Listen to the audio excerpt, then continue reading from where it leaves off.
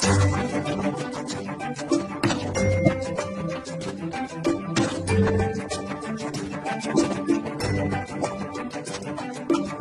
digilas oleh mereka.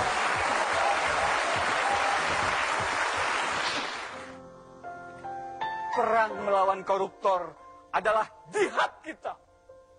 Adalah jihad Indonesia. Pembacaan surat ini adalah tagihan. Tagihan atas janji Bapak. Jangan diingkari. Ada jutaan rakyat Indonesia yang menanti. Apakah Anda benar-benar presiden sejati? Atau hanya pemberi janji yang kemudian tak pernah terbukti? Keserakahan dan korupsi jadi urat nadi di negeri ini. Kita adalah darahnya, saudara-saudara. Ini ibu sedang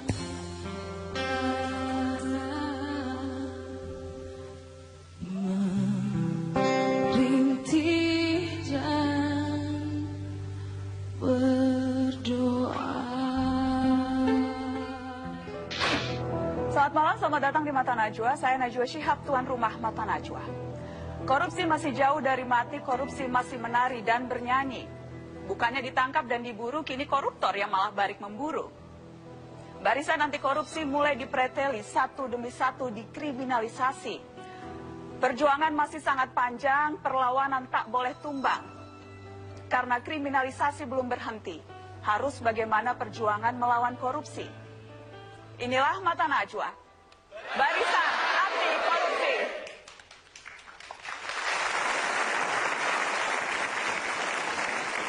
Indonesia, SKBK.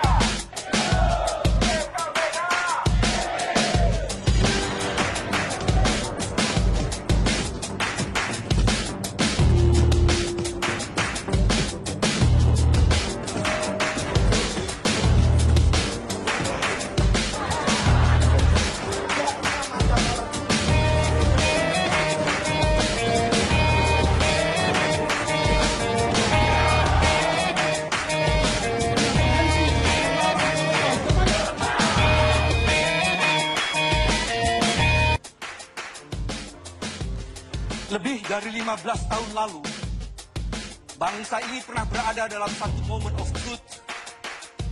Kita semua tahu, hampir sekitar 3 dekade lamanya, korupsi bertahta pada puncak kezalimannya, dan rakyat berada dalam titik nadir ketidakberdayaannya.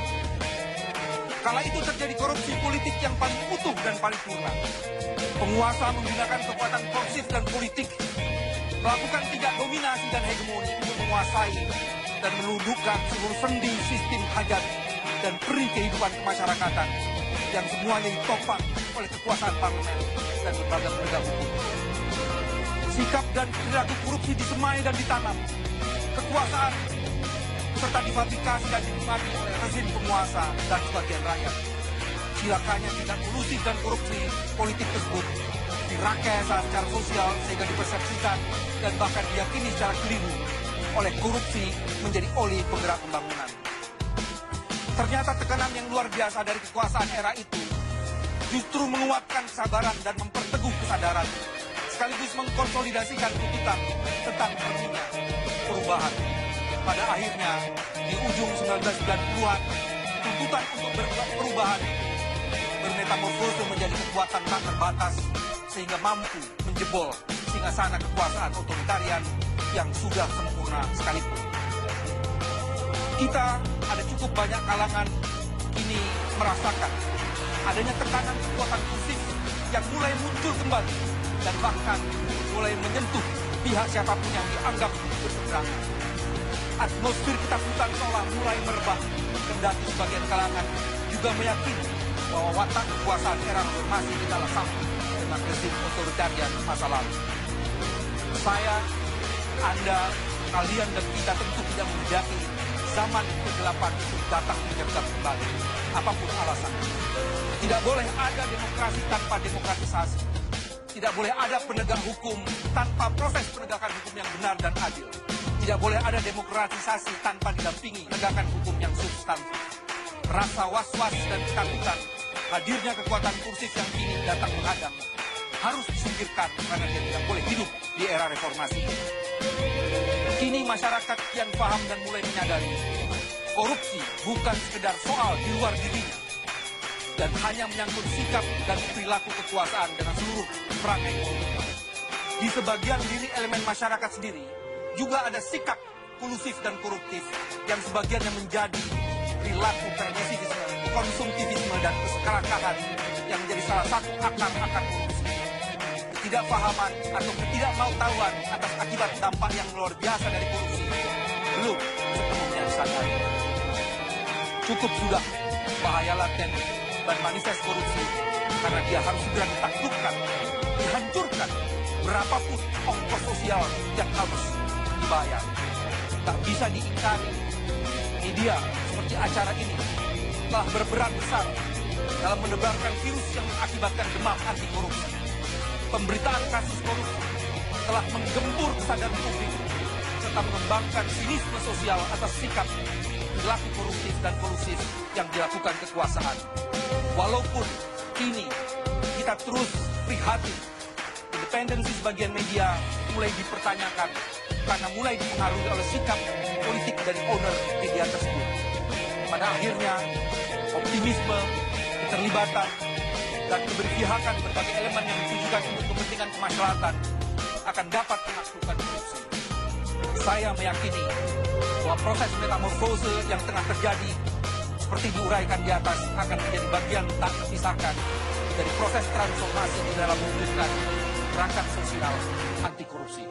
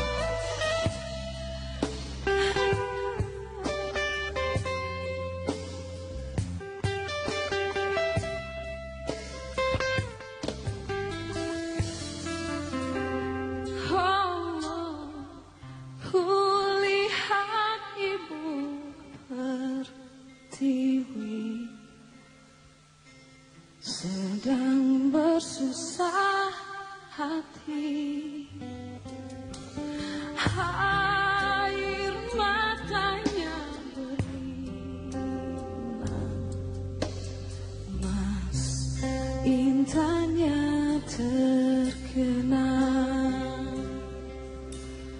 hutan, gunung, sawah, lautan, simpanan kekayaan.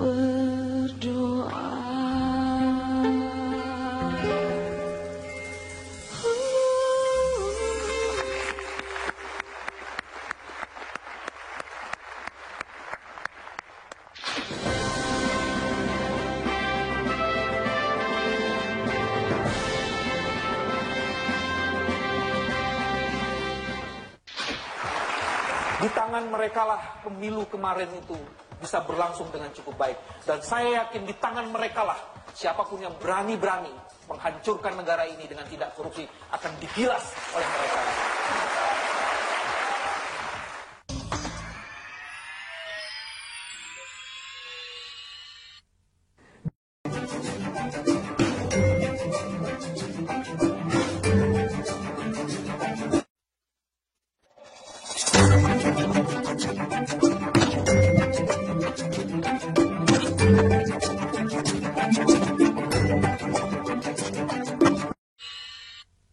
Dipersembahkan oleh, didukung oleh. Kalau kita misalnya berkaca apa yang terjadi rentetan peristiwa sejak 2-3 bulan terakhir yang terjadi pada institusi tempat Anda bekerja, KPK, maupun terhadap Anda sendiri, Mas Wewe. Apakah situasi seperti ini pernah Anda bayangkan akan menimpa diri Anda dan institusi KPK?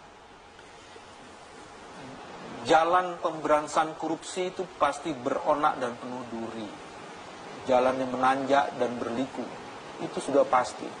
Karena tidak mungkin kekuasaan yang establis, yang biasa mendapatkan keuntungan dari sikap dan perilaku koruptifnya, itu akan diam saja menghadapi perubahan pemberantasan korupsi. Tapi kemudian saya berpikir, dulu saya banyak aktif membantu masyarakat di LBH maupun di LBHI, tidak ada masalah. Justru ketika saya menjadi penyelenggara negara, label tersangka ada di tempat saya. Apakah ini memang sebuah resiko dan pantas diambil sebagai sebuah resiko? Tapi yang jauh lebih penting sebenarnya, jadi sesungguhnya ini kan toh memang sudah sesuai prediksi Anda kan? ya, Ini bukan sesuatu yang memang seringkali tidak terbayangkan, memang sudah tahu akan ada potensi resiko ini. kalau potensi resikonya memang harus diambil sebagai sebuah resiko. Tetapi kalau kemudian tanda-tanda ingin balik kembali pada situasi awal zaman otoritarian dulu, itu yang agak menyesakkan. Sudah sampai di titik itu? Saya kok berpikir, ini 15 tahun ini kita sedang ngapain sebenarnya? Dulu kan 3 dekade otoritarian itu merajalela di Republik ini. Sistem oligarki, ada kartel, dan ada biaya politik yang mahal untuk membangun sistem politik yang ini. Tapi itu sekarang kok kayaknya mau balik lagi. Ini yang harus dicegah bersama-sama. Yang menarik sebenarnya, kekuatan masyarakat sipil sekarang dengan modal sosial yang sudah dimiliki akan lebih mampu sebenarnya mengatasi ini. Cuman memang ada perubahan-perubahan yang harus diidentifikasi. Ada modal sosial yang luar biasa sekali. Kemarin saya dengar ada yang namanya Persatuan Perempuan Anti Korupsi. Itu luar biasa sekali. Mereka menggerakkan solidaritas di antara keluarga-keluarga. Terus ada lagi Saya Perempuan Anti Korupsi, itu sudah bergerak di seluruh Indonesia. Ada lagi di Yogyakarta itu kelompok-kelompok perempuan yang bersama-sama dengan elemen masyarakat menggerakkan membangun budaya anti korupsi. Ini luar biasa sekali. Itu belum anak-anak muda yang seperti sekarang hadir ini, Gen Y, X, Z, yang mempunyai kekuatan luar biasa sekali. Di tangan mereka lah pemilu kemarin itu bisa berlangsung dengan cukup baik. Dan saya yakin di tangan mereka lah siapapun yang berani-berani menghancurkan negara ini dengan tidak korupsi akan digilas oleh mereka.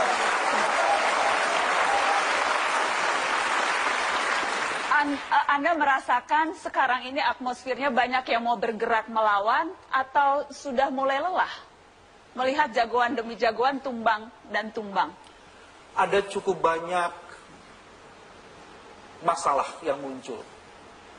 Dengan masalah yang muncul cukup banyak itu, mereka harus membagi prioritasnya. Dan kalau teman-teman semuanya diajak kembali kepada basis persoalan kita, maka kemudian saya berpikir bahwa gerakan anti korupsi akan menemukan kembali energi dan elan spiritualitasnya. Coba lihat alinea keempat konstitusi kita. Di situ disebutkan bahwa Indonesia itu hadir karena kita ingin mewujudkan kesejahteraan dan keadilan sosial. Salah satu penyebab utama yang menyebabkan kesejahteraan dan keadilan sosial tidak bisa hadir konkret, faktual pada hari ini, kendati sudah 70 tahun kita merdeka, adalah korupsi. Korupsi itu menghancurkan seluruh sistem nilai, keberadaban kita, kewarasan kita, bahkan menyebabkan masivitas kemiskinan yang luar biasa sekali. Proses penegakan hukum, kepercayaan publik pada kekuasaan itu juga hancur gara-gara korupsi. Nah, kalau kita kembali pada basis awalnya, saya pikir kita akan kembali kepada elan spiritualitas. Kenapa bangsa ini perlu merdeka dan mengapa kemerdekaan itu perlu diwujudkan sekonkret mungkin, dan Gen Y, X, Z ini adalah bagian penting dari seluruh proses. Mas BW, apa yang membedakan situasi sekarang dengan yang terjadi sebelum-sebelumnya? Faktor eksternalkah yang utama atau faktor internal? Karena kalau kita bicara apa yang dilakukan KPK, sejak dulu Bambang Wijayanto itu memang galak kok. Sejak dulu KPK memang tanpa tedeng aling-aling, jenderal polisi aktif diperiksa, politisi, menteri masih menjabat diperiksa. Apa yang membedakan dulu dan sekarang? Ada 3 hal paling tidak.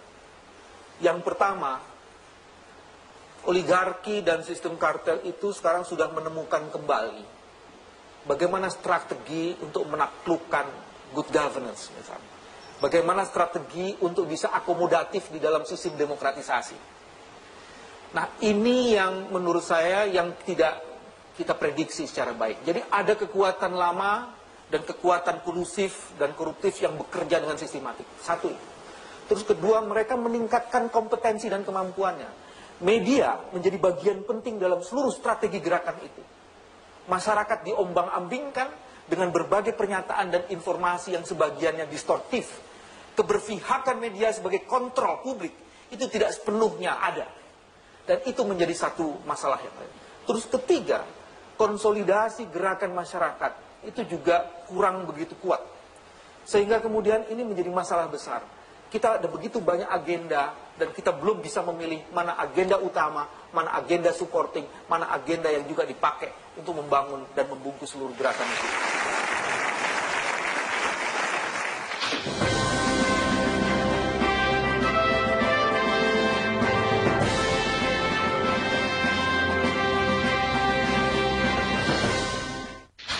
Nama saya sekarang Bambang Tersangka Wijoyanto. Ada embel-embel itu di tengah.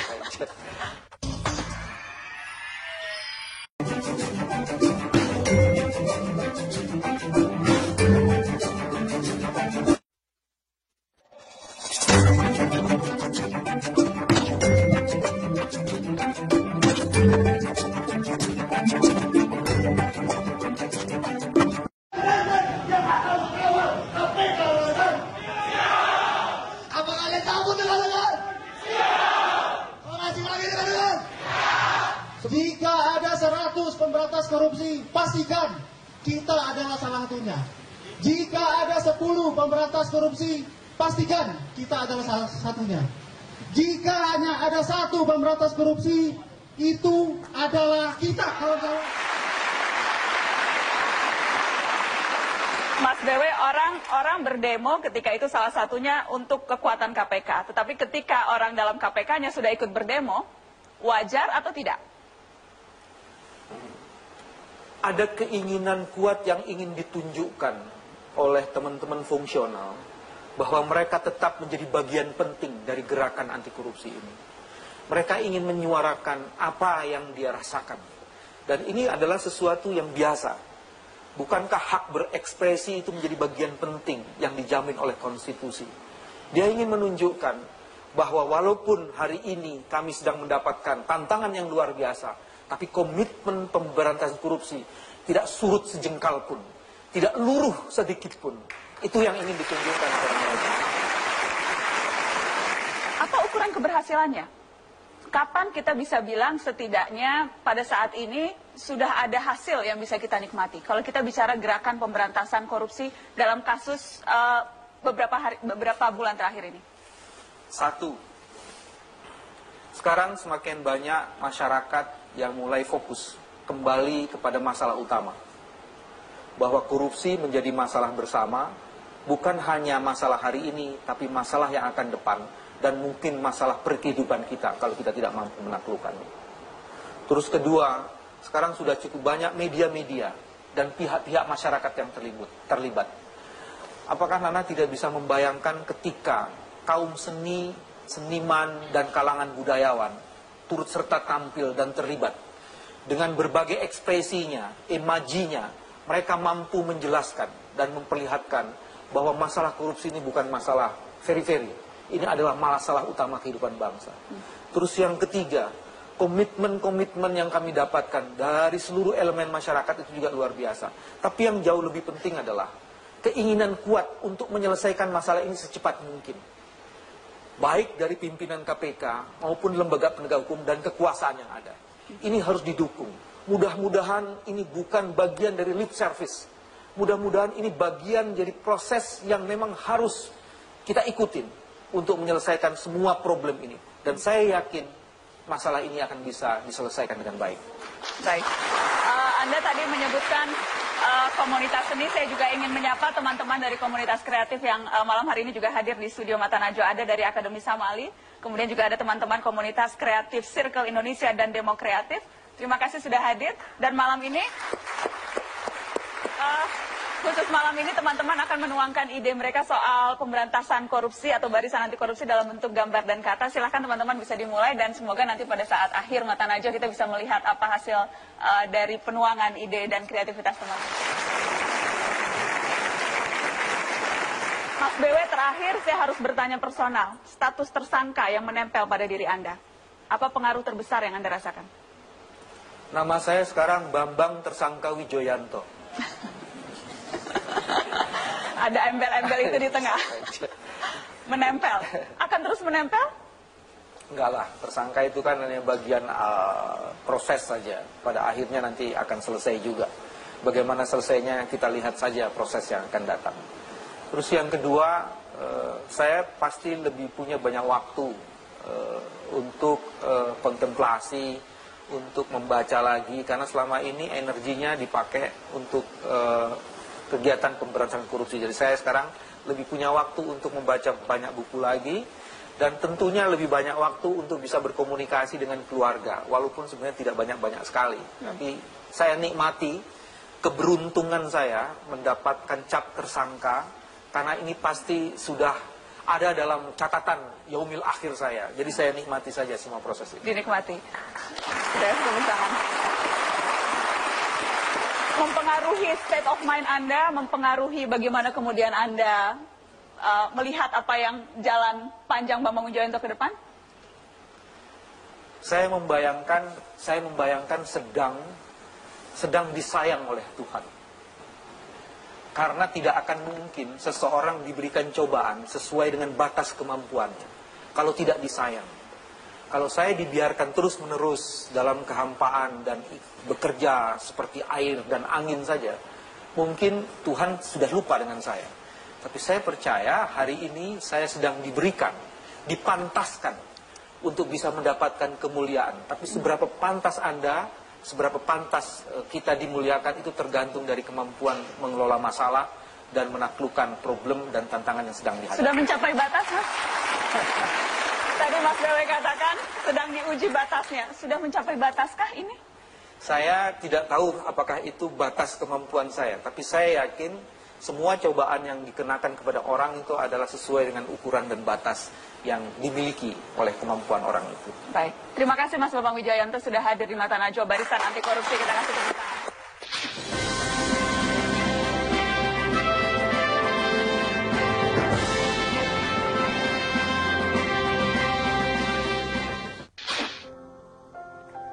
Perang melawan koruptor adalah jihad kita. Adalah jihad Indonesia.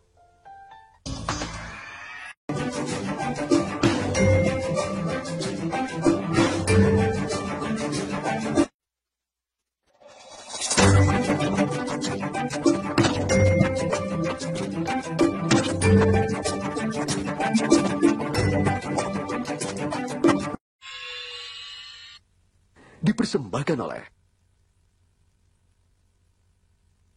didukung oleh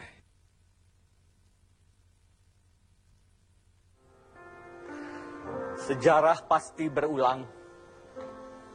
Roda terus berputar. Tetapi sepanjang hayat di dalam badan, perjuangan kita membebaskan Indonesia tidak akan pernah padam.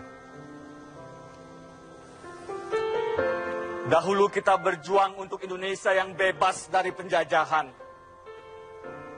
Sekarang, perjuangan kita adalah memerdekakan Indonesia melawan koruptor. Terkadang koruptor kalah. Tidak jarang kita yang kalah. Tapi kita tidak pernah, tidak boleh setapak pun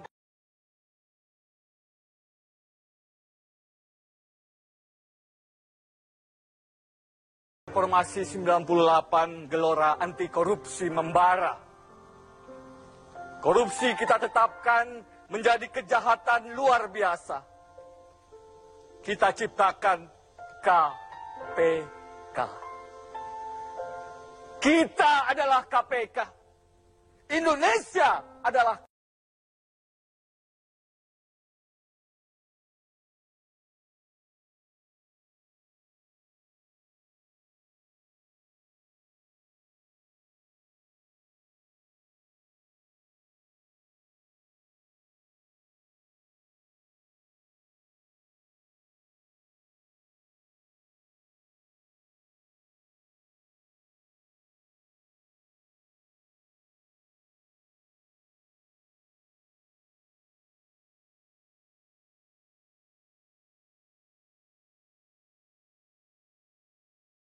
bercita-cita Indonesia akan berdamai dengan koruptor.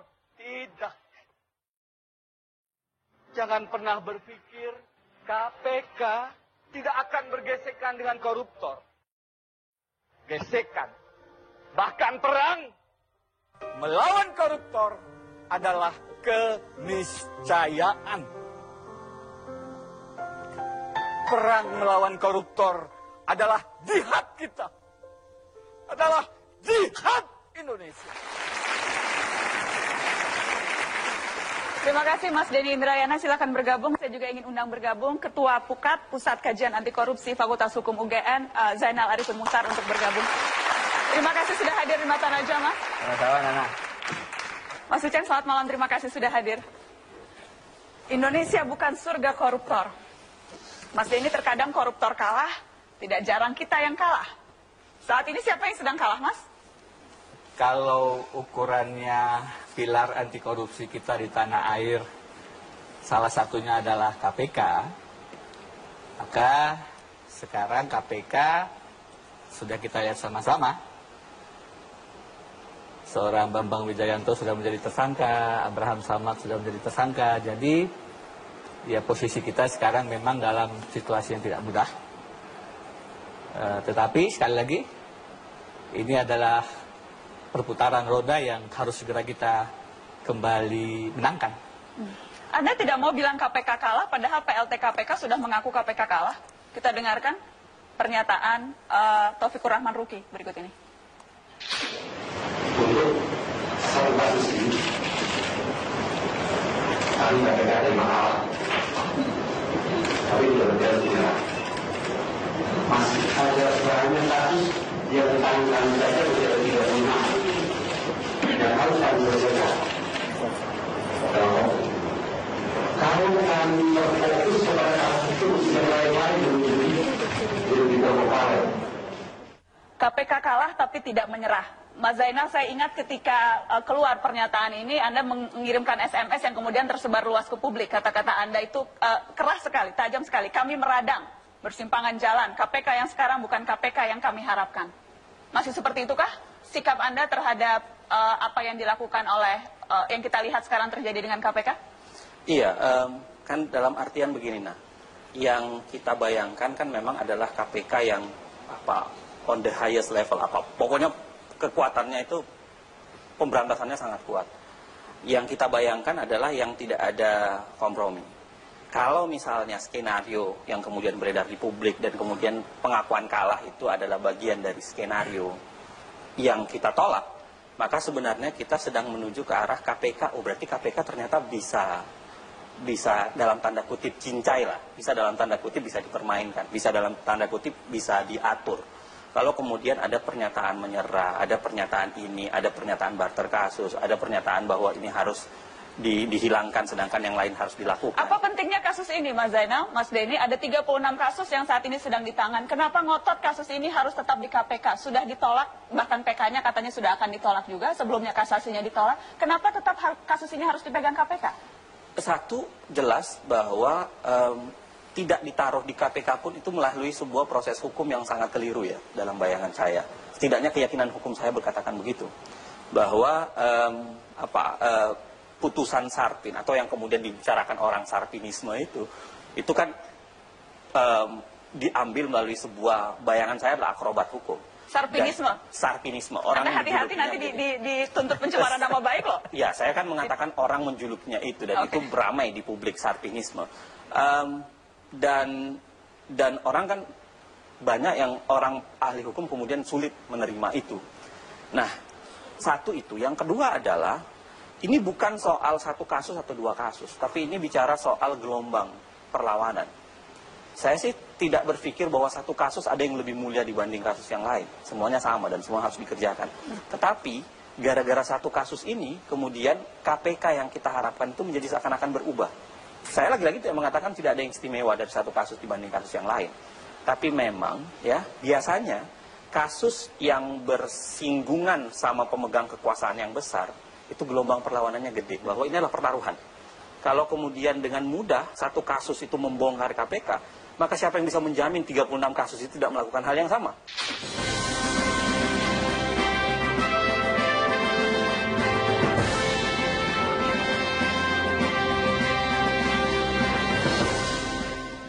Pembacaan surat ini adalah tagihan. Tagihan atas janji Bapak. Jangan diingkari. Ada jutaan rakyat Indonesia yang menanti. Apakah Anda benar-benar presiden sejati atau hanya pemberi janji yang kemudian tak pernah terbukti?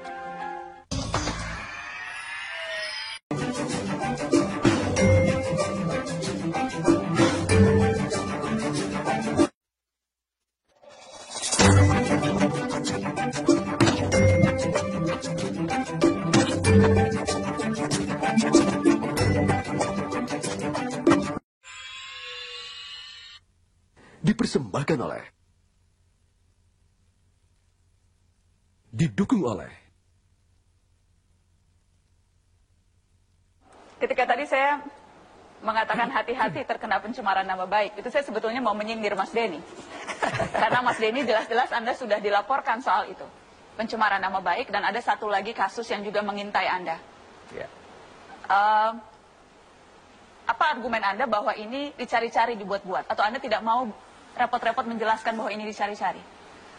Detailnya tentu akan saya jelaskan pada forum yang lebih pas, karena butuh waktu panjang untuk menjelaskan, terutama yang tuduhan korupsi misalnya. Itu sangat detail, bagaimana saya merubah cara pembayaran yang manual, lama, mengantri, menimbulkan praktek percaloan, pungli, menjadi cara pembayaran secara elektronik.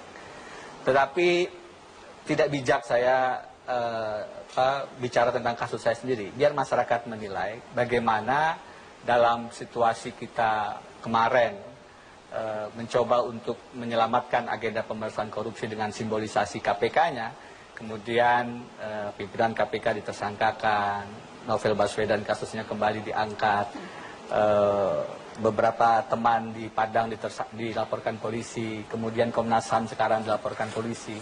Saya juga dilaporkan 2 tentang jurus pendekar mabuk dan bagaimana pelayanan publik dalam pembayaran paspor secara elektronik. Saya pikir masyarakat pasti bisa melihat dengan jernih, dengan bijak, mana yang memang merupakan suatu proses hukum dan mana yang tidak. Ketika kemudian ada yang menyebut bahwa Anda tidak sportif, tidak berani menghadapi proses hukum, melakukan lobby-lobby politik dengan datang ke istana, apa jawaban Anda atas tudingan itu? Saya menghormati perbedaan pendapat. Perlu diingat bahwa kemarin itu adalah panggilan pertama sebagai saksi ya. panggilan pertama sebagai saksi.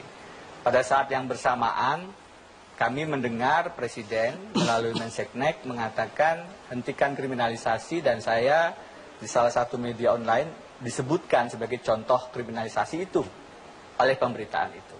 Sehingga pada hari Jumat yang lalu ketika saya memutuskan untuk hadir, rekan-rekan berkumpul, kami diskusi tentu detail apa yang harus dilakukan, dan akhirnya disepakati untuk, karena ini baru panggilan pertama, kami tetap hormati dengan mengirimkan kuasa hukum ke Bariskrim, dan kami sendiri bersama-sama dengan Mas Bambang Wijayanto, Pak Yunus Hussein, dan beberapa yang lain, kemudian memberikan penghormatan lagi, apresiasi kepada Presiden Jokowi yang menyatakan stop kriminalisasi itu, dan tentu juga berpikir masih ada kesempatan selanjutnya, karena ini baru kesempatan panggilan pertama, untuk menjelaskan di hadapan rekan-rekan polisi tentang perkara yang mereka ingin mintakan keterangan dari saya.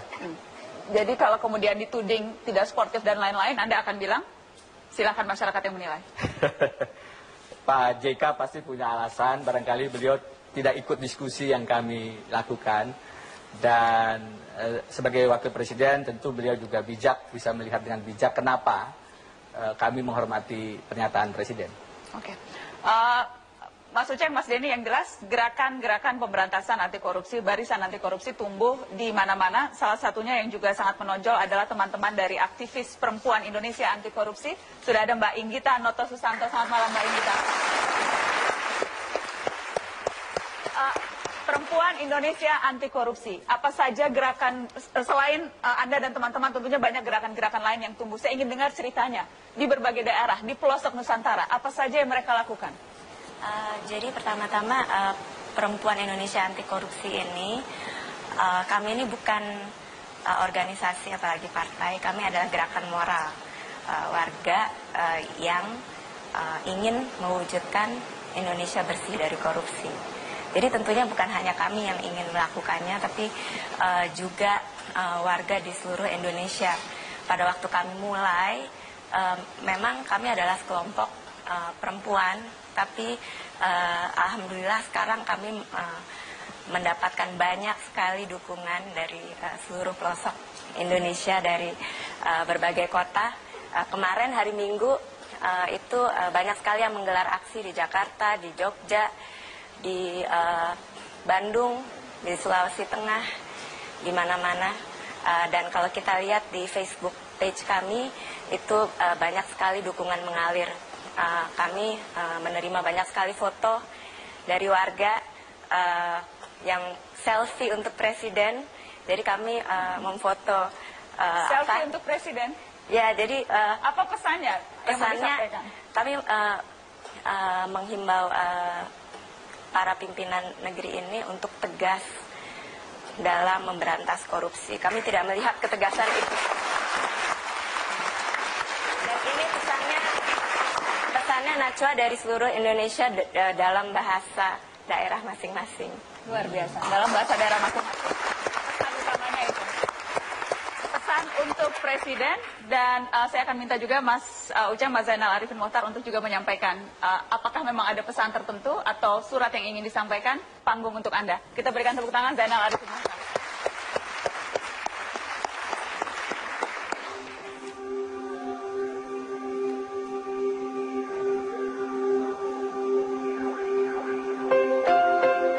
Pak Presiden, kami berharap Anda sedang melihat acara ini sesungguhnya dan mendengar keluh kesah serta jeritan begitu banyak orang terhadap Anda. Kami yakin Anda, meski nawacita Anda disusun oleh tim Anda, barangkali Anda tidak ikut menyusunnya, tapi kami yakin Anda memahami dan menghayati isinya. Satu poin yang kami mau tagih adalah konsistensi soal pemberantasan korupsi. Pak Presiden, saat ini ada tindakan insubordinasi loh Pak. Para pembantu Bapak, atas perintah Bapak yang sesungguhnya melarang untuk kriminalisasi. Berwibawalah Pak, tunjukkan kalau tindakan yang merendahkan wibawa Bapak sebagai kepala negara dan kepala pemerintahan tidak boleh dibiarkan. Pak Presiden, Pak Joko Widodo, belum pernah ada sejarah pemberantasan korupsi berhasil jika tak didukung oleh komitmen dan political will yang kuat. Tunjukkan komitmen itu dengan mereformasi segera kejaksaan dan kepolisian, dua lembaga yang menurut saya tertatih menanti titah kuat dan komit perbaikan oleh seorang presiden. Perbaiki juga relasi dan sinergi yang terkoordinasi dengan KPK. Pak Jokowi, rumus standar pemberantasan korupsi adalah penindakan yang kuat dan pencegahan yang terkoordinasi. Jangan tinggalkan penindakan dengan alasan prioritas pencegahan. Itu mustahil, Pak. Sangat mustahil. Keduanya adalah wajah yang sama dalam sekeping uang logam. Meninggalkan salah satunya adalah jalan tercepat menuju ke arah penghancuran pemberantasan korupsi. Pak Jokowi, saat ini penanggulangan korupsi oleh KPK berada dalam posisi terancam. Oleh karena kepercayaan publik atas dua pimpinan PLT yang Bapak pilih sangat rendah. Padahal, tindakan menunjuk PLT adalah tindakan untuk memperbaiki kondisi KPK dan meningkatkan kinerja serta kepercayaan publik atas KPK. Perlu, menurut kami, perlu pernyataan terbuka Bapak kepada para PLT dan komisioner lainnya di KPK agar mendengarkan aspirasi publik terkait dengan usulan perbaikan kinerja dan peningkatan kepercayaan publik atas KPK. Pak Jokowi, pembacaan surat ini bukan permohonan. Pembacaan surat ini adalah tagihan. Tagihan atas janji Bapak. Jangan diingkari. Ada jutaan rakyat Indonesia yang menanti. Apakah Anda benar-benar presiden sejati atau hanya pemberi janji yang kemudian tak pernah terbukti? Dari kami orang-orang Indonesia yang berharap penegakan hukum anti korupsi.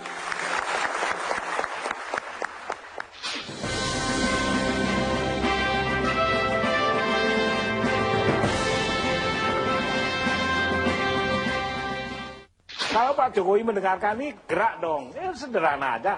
Daripada nanti saya yang bergerak kan nggak enak.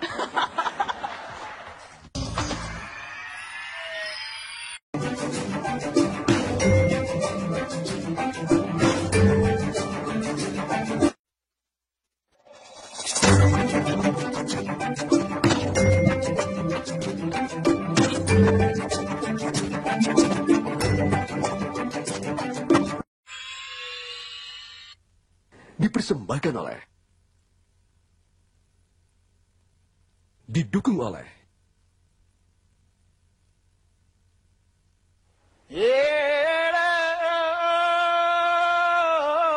semua kawan-kawan barisan anti korupsi.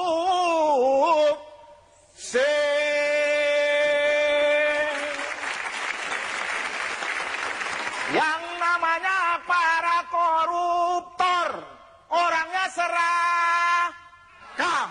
Kalau ambil makanan pakai gayung segini, itu dia. Tidak cukup ngambil harta orang satu tangan, malahan pakai beko, sangking serakah. Yang namanya koruptor, aparatus negara yang sudah ditugaskan untuk menjaga negara ini,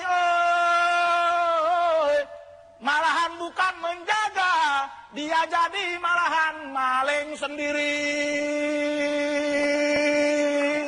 Itulah dia para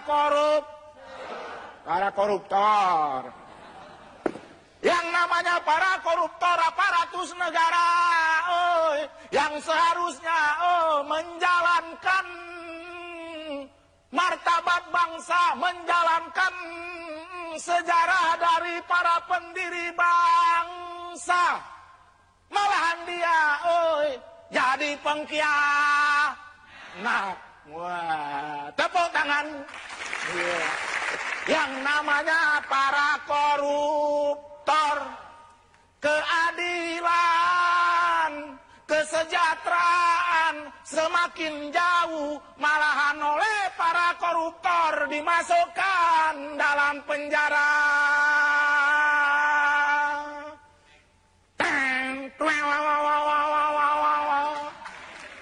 Jadi jangan harap ada keadilan, jangan harap ada kesejahteraan. Koruptor yang lebih canggih sudah memasukkan dalam penjara koruptornya sendiri kemana-mana.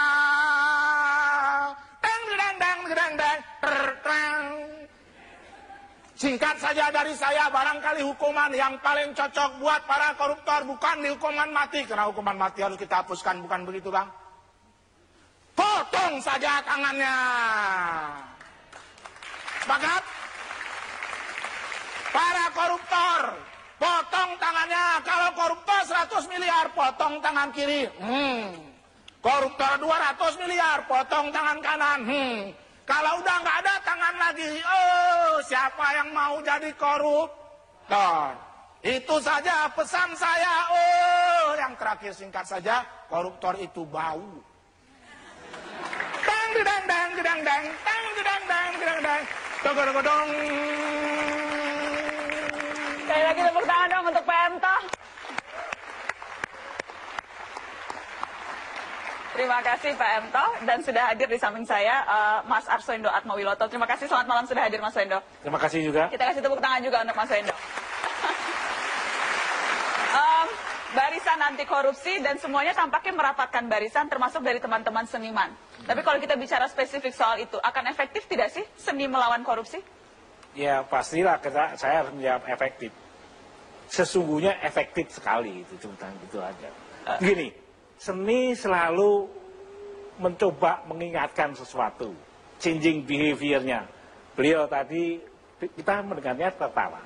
Nggak usah retorikanya nggak tinggi-tinggi, tapi kita tertawa. Nah, merubah ini sebetulnya yang hebat. Bisa dibayangkanlah beliau ini, teman-teman kita kartunis, ya. Orang yang pas-pasan, hidupnya aja pas-pasan. Sedang bekerja di belakang Mas, teman-teman dari komunitas kreatif sedang melukis. Ini nasi bungkus saja enggak. Maksudnya nasi bungkus saja cari sendiri Najwa. Tapi mereka memberikan kekurangannya ini untuk kayak begitu. Teman saya Radar Pancadhana yang kampion itu, dia berkeras gitu, pergi dari rumah sakit cuci darah untuk berkentah. Kalau ini aja tidak ditangkap sebagai sesuatu yang luar biasa, apalagi yang mau didengerin? Selain seniman cuma siluman. Kan nggak mungkin lah. Iya nggak mungkin lah dengerin siluman. Nah, kalau saya pernah dengar gini, kalau seniman sudah bergerak, itu artinya kondisi sudah gawat darurat. Jadi sekarang kondisi gawat darurat sampai seniman mau turun tangan, mau capek-capek, mau yang tadi katanya nasi bungkus saja nggak terima, tapi mau turun untuk mengatakan masuk dalam barisan anti korupsi? Iya gawat kalau pemimpinnya mendengarkan. Kalau tadi sudah disinggung, kalau Pak Jokowi mendengarkan ini gerak dong. Ya sederhana aja. Daripada nanti saya yang bergerak kan nggak enak. Ini ya. Semuanya bergerak, bahkan tadi ada ibu-ibu, sebentar lagi waria juga anti korupsi. Boleh loh, boleh waria anti korupsi boleh, kenapa enggak ya? Dan lain sebagainya. Ini kan sebenarnya cerminan aja. Tapi semuanya tadi sama. Siapa yang membuat legitimasi? Karena kita nggak bisa melawan itu hanya dengan koruptor adalah penjahat, koruptor adalah serakah. Udah, dia udah begitu, nggak usah diapa-apain, dia udah begitu. Dia mengambil harta, iya, dia memang hubungannya gitu. Jangan lupa juga, kalau barisan anti korupsi ini ada spontanitas yang mendukung, para koruptor ini juga pasti punya jaringan, punya teman-teman. Dia nggak korupsi sendiri karena sudah. Nah, teman-temannya ini juga bikin barisan. Nah, kita mesti selangkah lebih cerdas. Itu baru kita bunyi. Nah, langkah lebih cerdas dibarengin kekuasaan tadi, punya wibawa tadi yang disinggungkan, jalan. Itu namanya hasil barisan anti korupsi. Mempeloporin itu, dorong itu. Jadi baru akan jalan kalau semua unsur terlibat, dan jangan mau takut pada lawannya, walaupun mereka mungkin saja terkesan jauh lebih kuat dan powerful. Mereka lebih powerful, mereka punya senjata, mereka punya duit banyak, kita nggak punya apa-apa, tapi kita lebih benar. Siapa yang menang pasti nggak ada. Itulah gunanya seni mengingatkan itu. Mengingatkan, jangan Iya. jangan pernah takut kalau kita benar. Ya. Kasih tepuk tangan dong Mas Arsendo.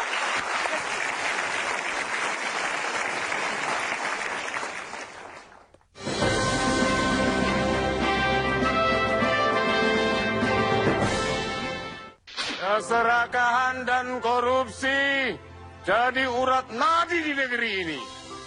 Kita adalah darahnya, saudara-saudara.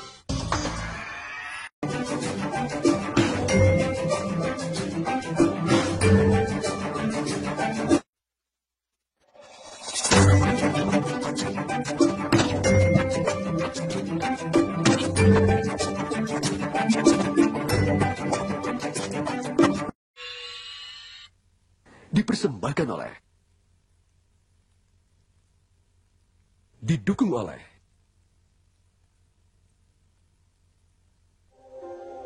Demonstrasi pagi ini.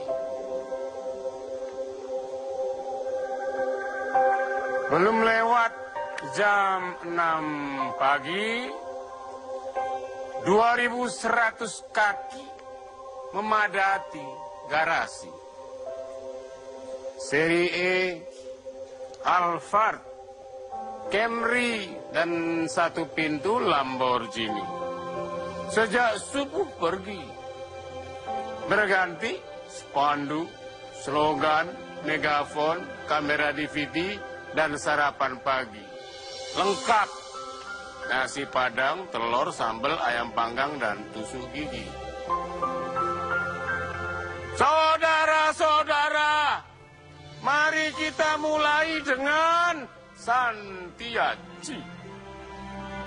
Keserakahan dan korupsi jadi urat nadi di negeri ini. Kita adalah darahnya, saudara-saudara. Komprador yang melulu bising mengisi kantor dan rekening. Lalu kita jadi nasabahnya, saudara. Jadi, janganlah bimbang. Mari berjuang dan menang. Lawan perusahaan negara. Lawan! Ayo, bariskan ambisi. Kuras habis negeri ini. Merdeka! Merdeka! Merdeka kekayaan kita. Lewat sedikit jam 7 pagi, 2.100 bersalin. 10.000 sepatu memacu nafsu mengepal tinju.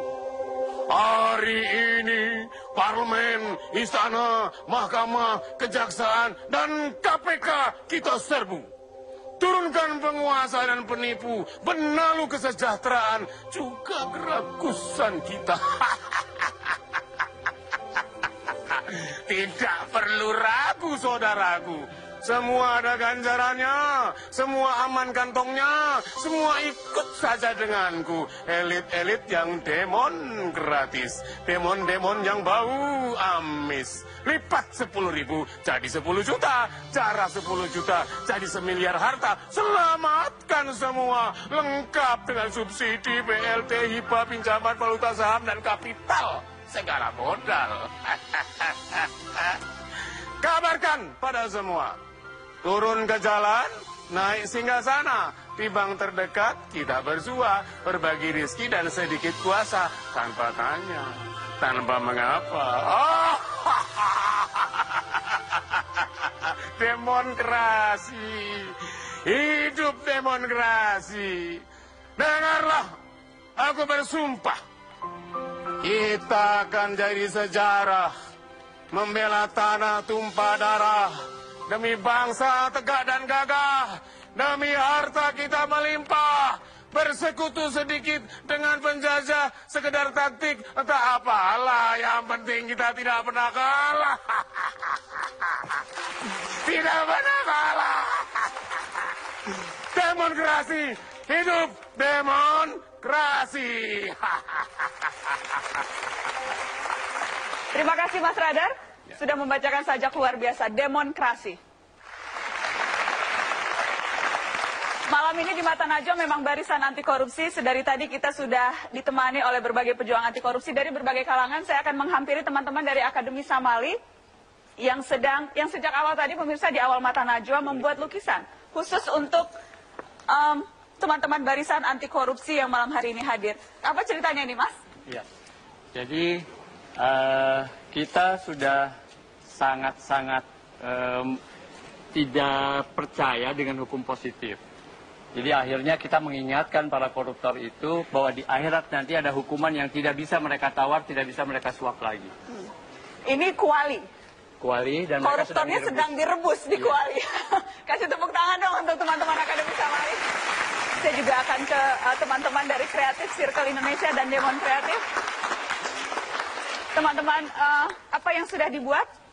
Yang kita bikin ini sebenarnya sangat simpel untuk bisa disebarin karena orang bisa ngeluarin aspirasi mereka, bisa diposting di mana aja karena sosial media sekarang kan sangat bagus tuh. Kalau bisa difotokopi, anggap aja setiap orang memfotokopi 5 lembar dan dibagikan ke 5 orang, kemudian disebar-sebar lagi, ini sangat bisa. Jadi apapun yang ingin kita katakan bisa kita tulis di sini. Apa yang akan kamu lakukan kalau jadi komisioner KPK? Iya. Silakan diisi di sini. Terima kasih sudah hadir dan terima kasih untuk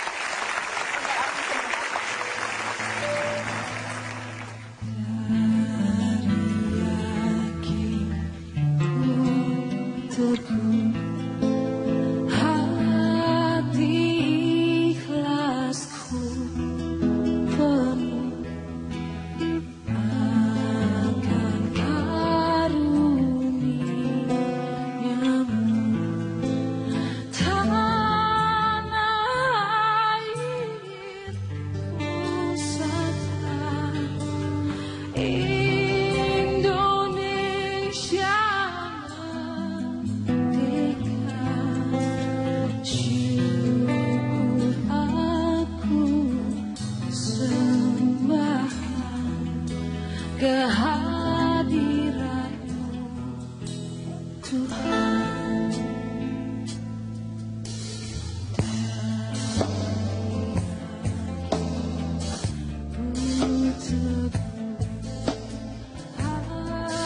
Hati ikhlasku penuh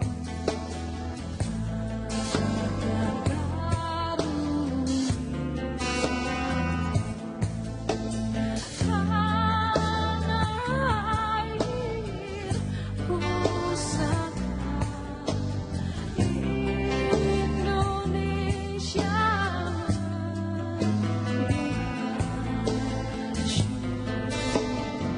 aku semakan kehadiranmu